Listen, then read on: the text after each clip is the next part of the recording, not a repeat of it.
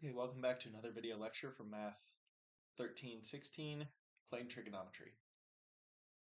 And in this video lecture, we're going to start Unit 5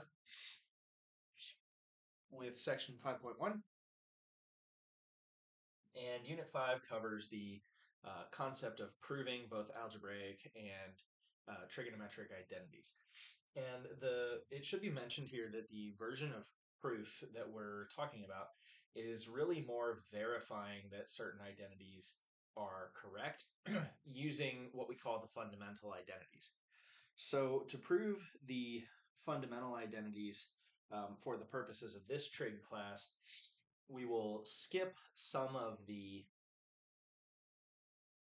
more trivial ones like the definitions for cosecant, secant, and cotangent, and we'll simply prove that they are reciprocal identities of the sine, cosine, and tangent functions by like the way that we've chosen to define these since section 1 at the very beginning of the class.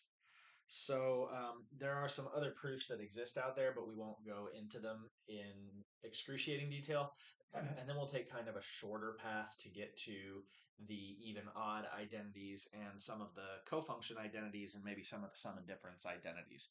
Now, it should be noted that in this course, you are given a pink sheet, which is the identity sheet. And this section is really where we make use of the majority of the identities on the front side of the pink sheet. Yeah. And so it's going to use a lot of these facts that are readily available to you on your formula sheet, which is given to you even on the final. So if you're unsure of where to get some of the identities that we're going to reference throughout this section, if you go either get a pink sheet and look at it, on the front side, you'll find most of them. And the other place you can find these things is in the Google Classroom. If you are actively a part of this course this semester, it's always right up at the top of the Google Classroom. Okay, so to begin with, let me pull up my notes here.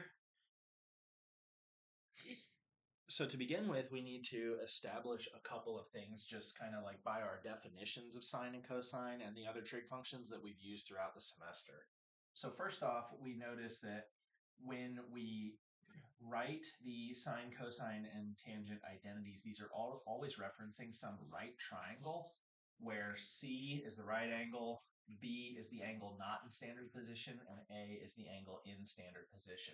So that when we label little a across from capital A, little b across from capital B, little c across from capital C, it forces our identities to follow the following format, where the sine of A is defined to be A over C, the cosine of A is defined to be B over C, and the tangent of A is defined to be A over B. Furthermore, we've seen that the cosecant is related to the sine of A because we have chosen to define the cosecant to be C over A and the secant to be C over B and the cotangent to be B over A. So the first small proof we're going to look at here is that if we begin with sine of A, which is A over C, by taking the reciprocal of both sides, we end up with 1 over sine of A is equal to C over A. But then we can notice that that is precisely cosecant of A from our definition of cosecant, because cosecant is simply C over A. And then we follow a similar line of reasoning for defining the rest of the reciprocal identities. So we can rewrite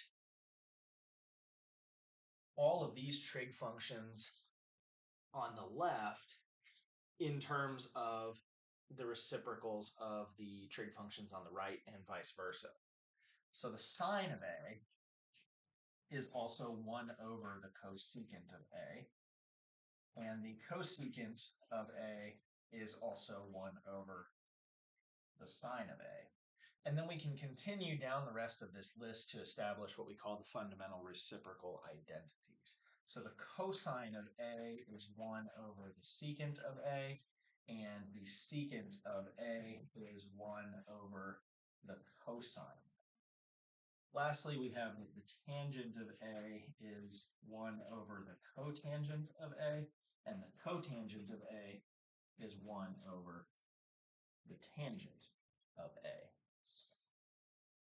Now, if we wanted a more concise way to remember these reciprocal identities, what we could very easily do is just notice that all of these terms on this first line here, they share the same terms. So it's relationships between sine and cosecant, and this is relationships between cosecant and sine. So they share all the same terms.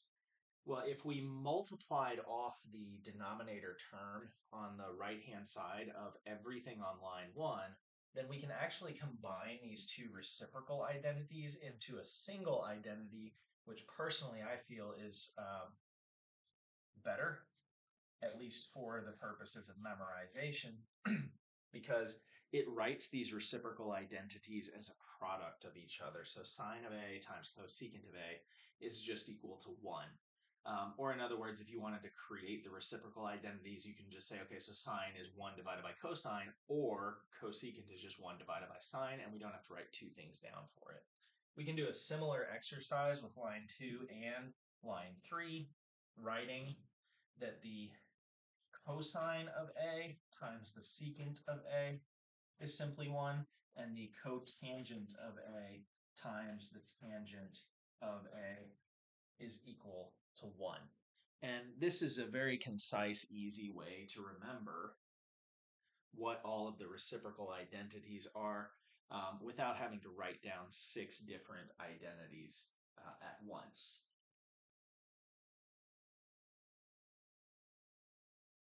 So practically speaking, I think that these product identities are probably the way that we want to go for the future.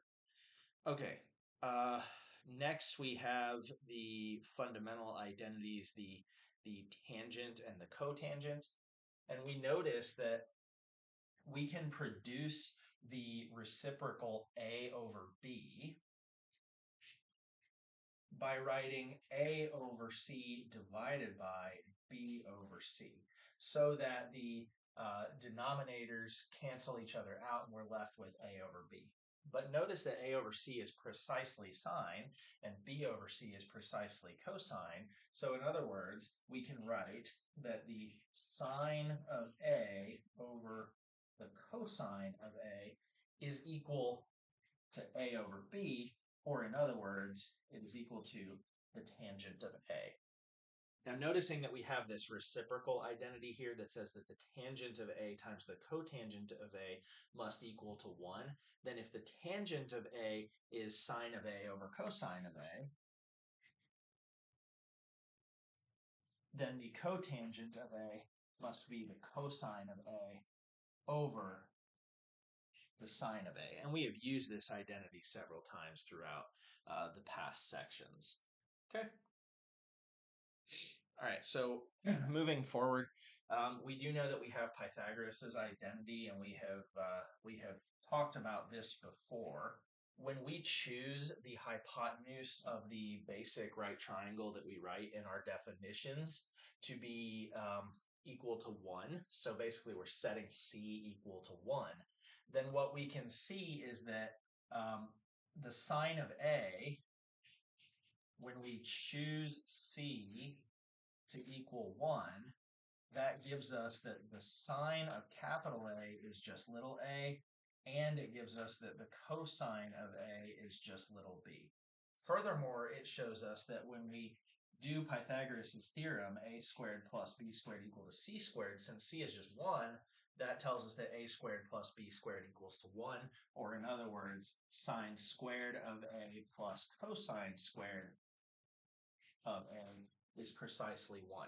And we call this our Pythagorean identity, and this is another one of the fundamental identities that we've used several times throughout the course. Now, taking what we know about Pythagoras' identity,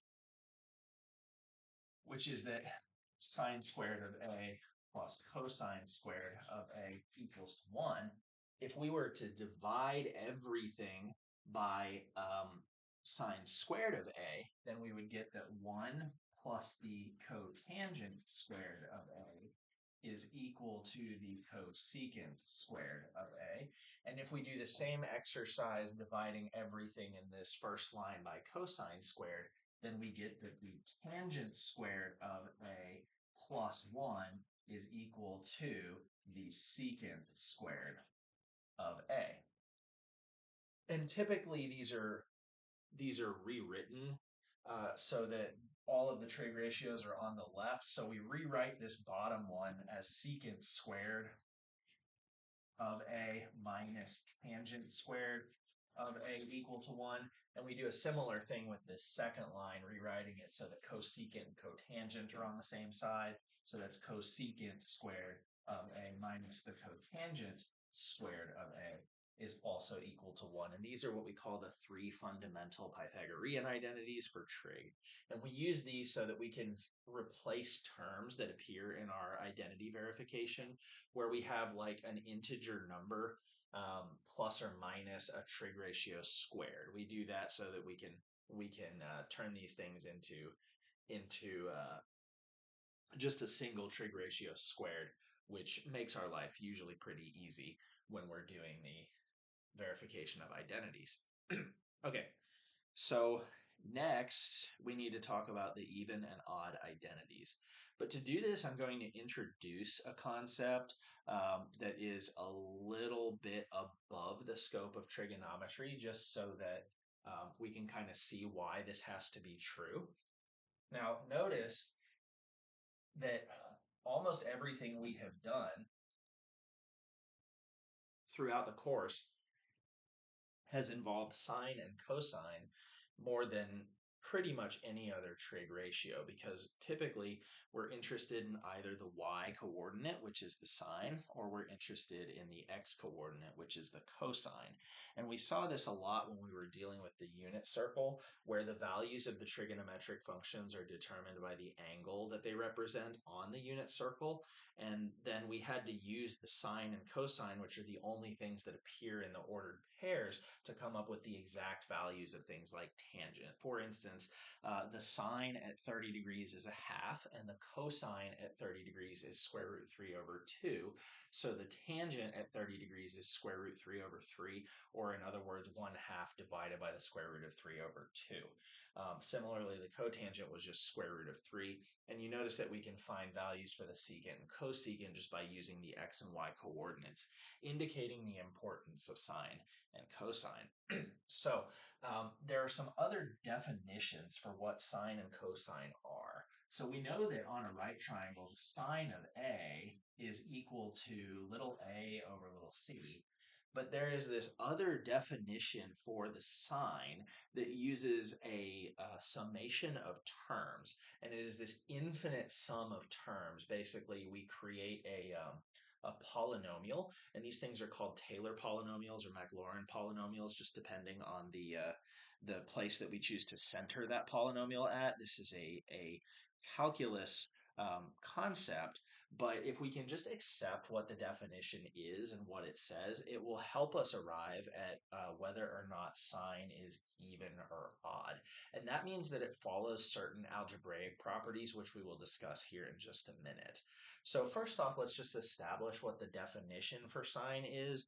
And you don't have to worry if the notation looks daunting, because we don't actually use this particular version of sine very often in the trig course. You will see it more in like a calculus 2 type course than you will in trigonometry. I just want you to see this so that you can kind of follow my reasoning for just declaring that sine is either even or odd, and then moving on. So I'm going to provide a very, very short proof using this definition, as opposed to doing something that might take pages and pages of material just to be able to do using more elementary algebra and elementary trig. Okay, so the other definition for sine is that we have a sum running from n equal to 0 up to infinity.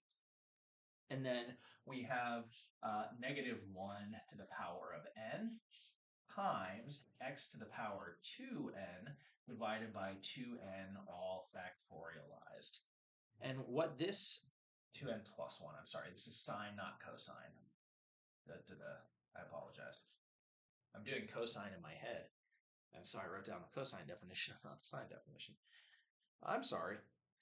Anyway, so what this actually means is that the way that we could get sine through like an algebraic means, or at least something very close to sine through algebraic means, is we could write this polynomial x minus x to the third over 3 factorial plus x to the fifth over 5 factorial minus x to the seventh over 7 factorial plus, and then this pattern continues.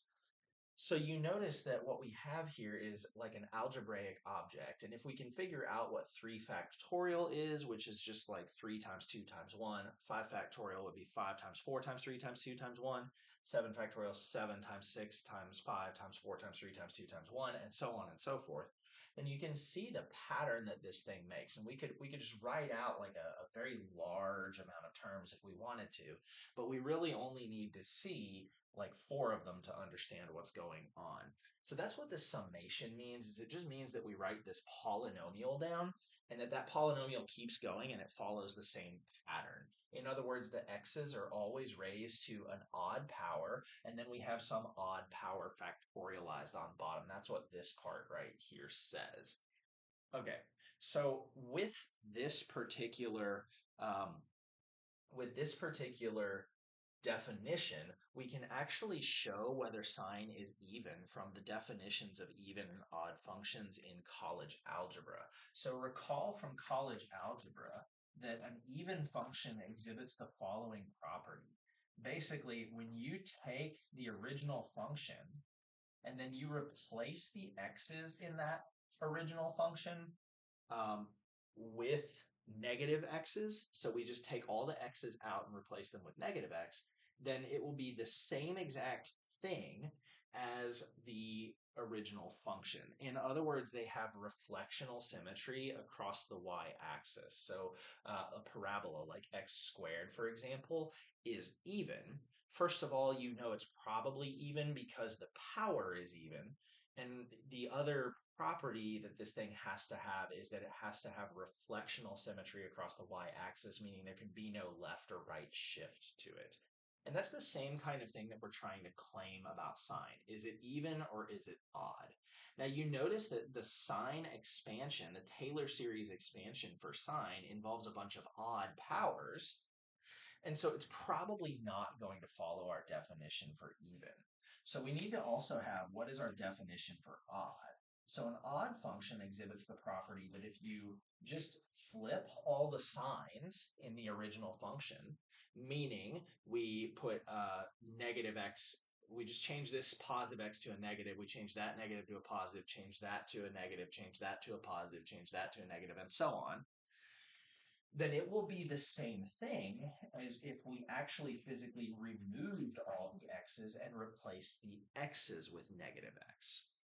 So if we apply the definition of odd, if we do the check for odd, what that means is we're going to first just change all the symbols in the sine Taylor series expansion. So we'll have negative x plus x to the third over 3 factorial minus x to the fifth over 5 factorial plus x to the seventh over 7 factorial minus, and so on.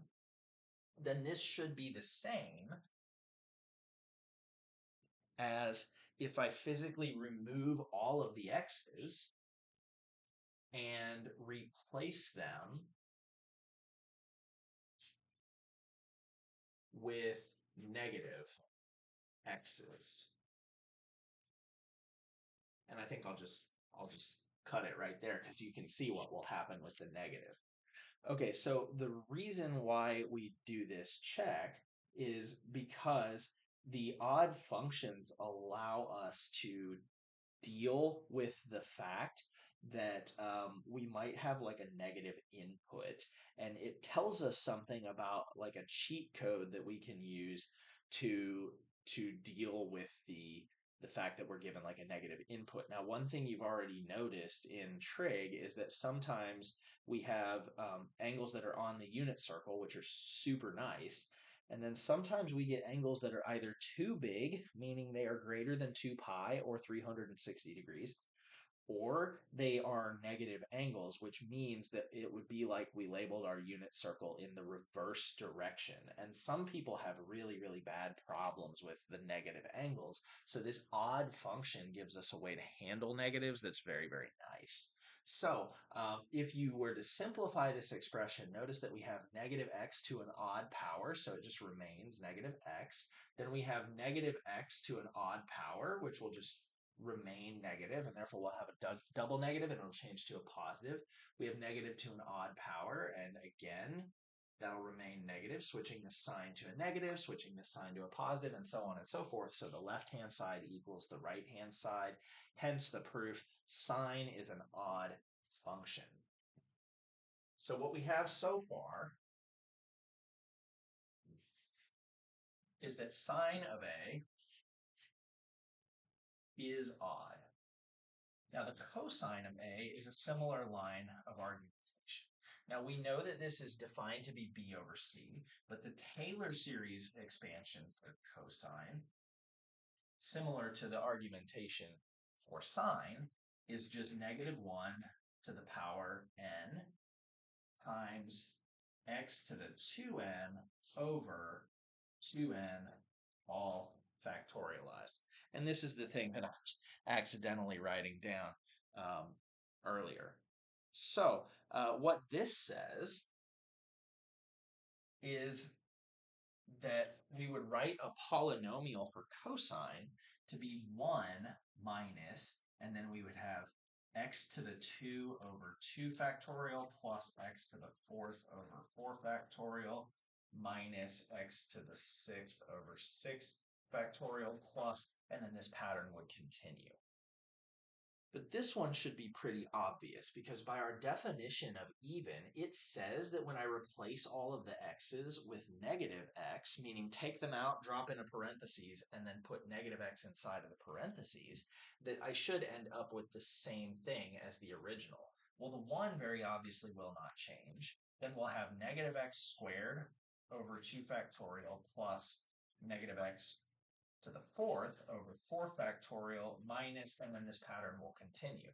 But you can see that a negative x to an even power is like negative x times negative x. So it's always an even number of negatives, meaning they all pair off and destroy each other. So this will very obviously be 1 minus x squared over 2 factorial plus x to the 4th over 4 factorial minus x to the 6th over 6 factorial plus, and then it continues. But that is also very obviously the original Taylor series expansion for cosine, or in other words, cosine is even.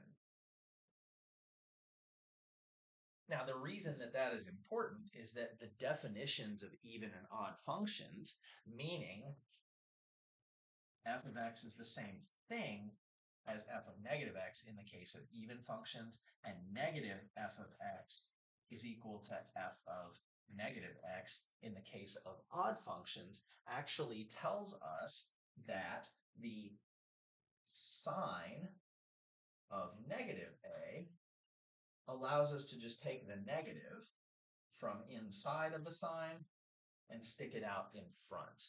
So in other words, if you were asked what is the sine of negative 30 degrees, we could just figure out what the sine of 30 degrees is, which is easier because that's something that actually appears on the unit circle. It is 1/2, and then we just stick a negative in front of it. So we know the sine of negative 30 degrees is negative 1/2, and that avoids having to do the extra work of taking like negative 30 and using modular arithmetic to get something between 0 and 360 degrees, and then figure out where that is on the unit circle. So it's easier to say, okay, like, well, it's just whatever 30 is, but like make it negative.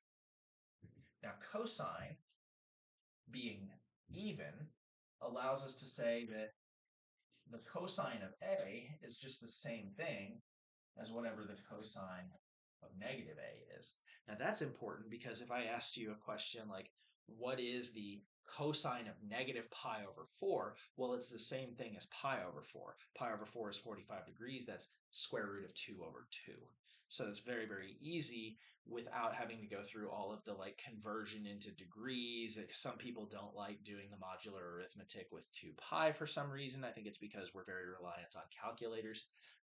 And so a lot of people will like waste a bunch of time by like taking pi over 4 and like replacing it with negative 45, and then they have to like add 360 to it and see what you end up with, and then figure out where on the unit circle you are, and then evaluate the cosine from that. So it's just easier to say, okay, well, you saw negative 45, so you know the same as positive 45, and most of us have the first quadrant memorized very, very easily at this point. Okay, so far we have a product identity for all of the major sine, cosine, and tangent and their reciprocals. We have the quotient identities, which is how we can define tangent and cotangent in terms of sine and cosine. We have the Pythagorean identities, which is the relationship between the squared trig quantities and 1.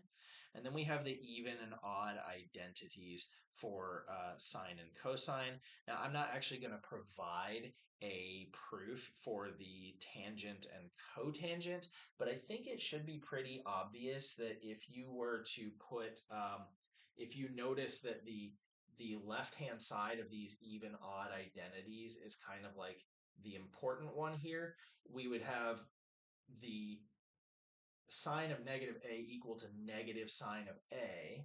So if we were to try to find out what like the tangent of negative a is, that would be the same thing as the sine of negative a divided by the cosine of negative a, but that's very clearly a negative over a positive, and so that would be negative tangent of a, which fits our definition for odd function from college algebra. So I'm just going to declare without any sort of proof that tangent and cotangent are odd functions, and I'll leave that up to you to verify. Okay. So now for some examples.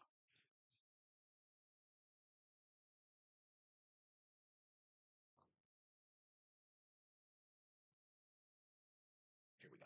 Some examples of how these fundamental identities get used. Let's just look at a very simple verification, I guess.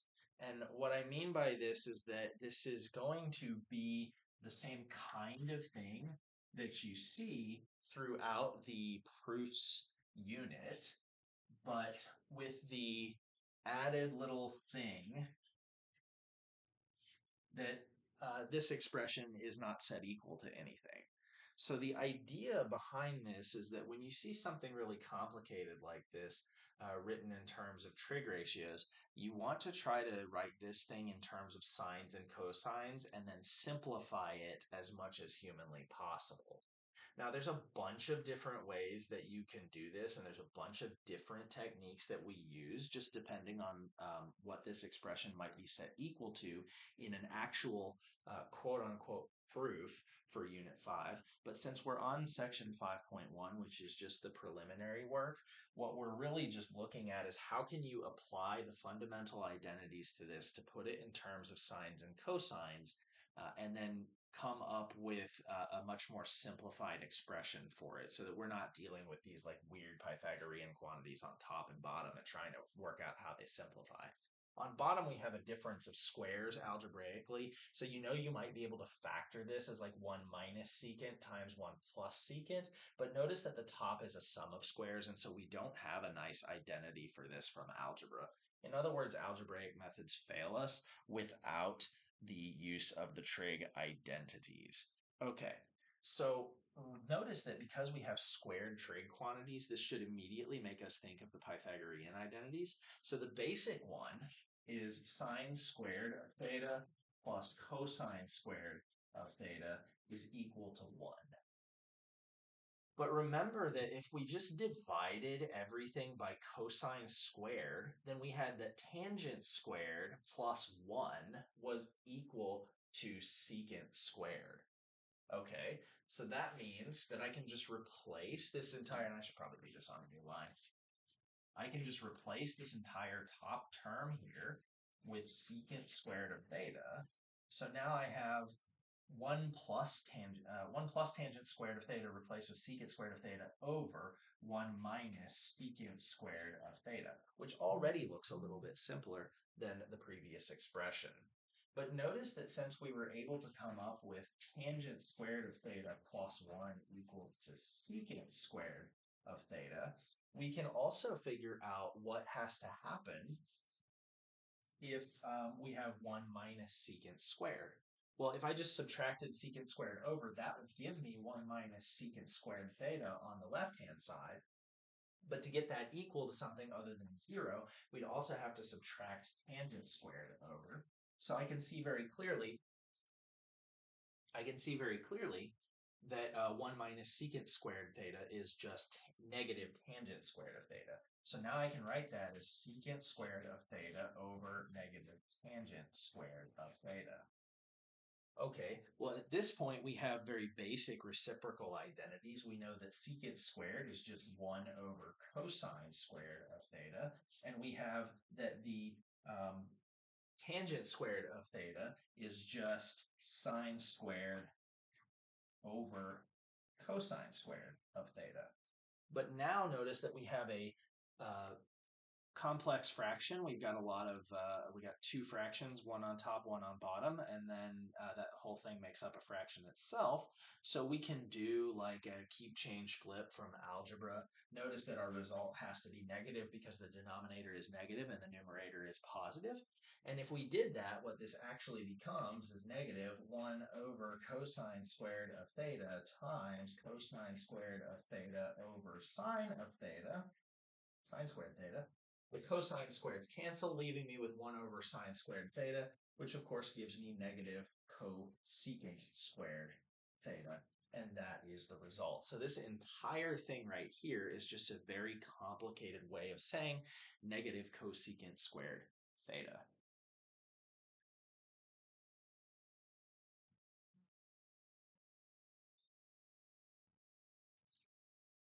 Okay, so some of the other examples in this, I'm actually not liking them very much. Some of them are extremely trivial. They're like, what is the uh, secant of negative 45 degrees?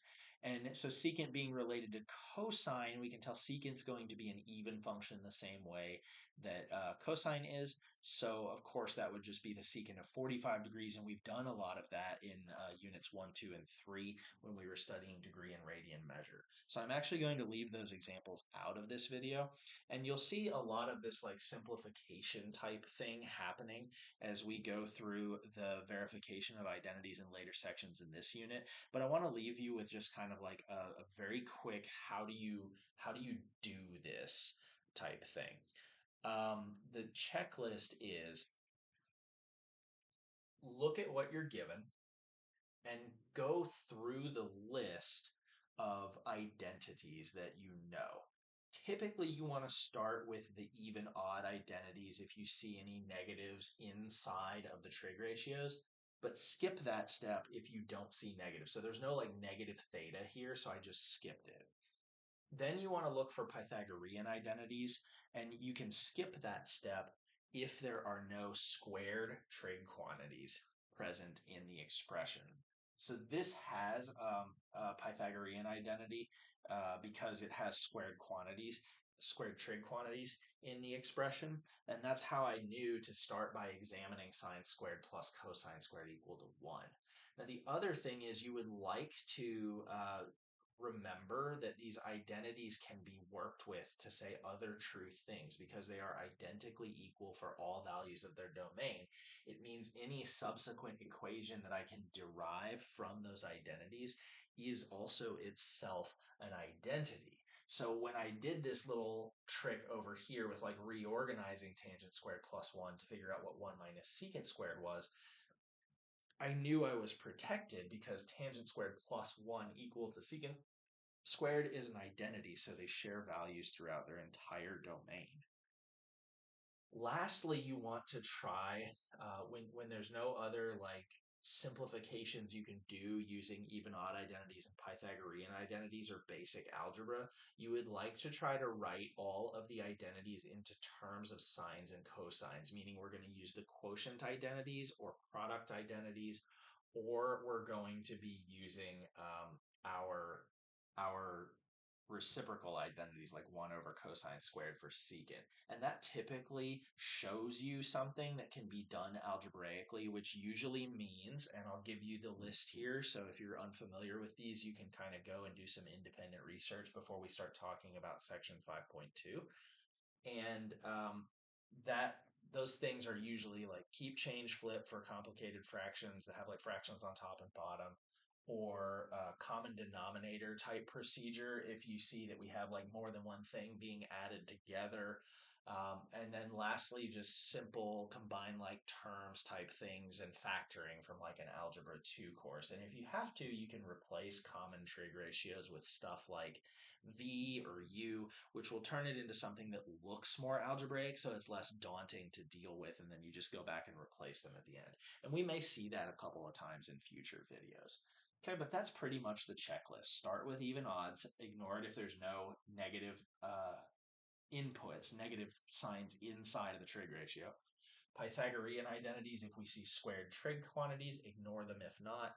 And then we want to do basic algebraic things, meaning factoring, common denominator, keep, change, flip for fractions, writing everything in terms of sines and cosines and seeing what cancels. And it will usually boil down to where really complicated expressions like this have a simplified form that's maybe 1 to 2 trig ratios times each other. Okay, and if you understand that, then you've got section 5.1.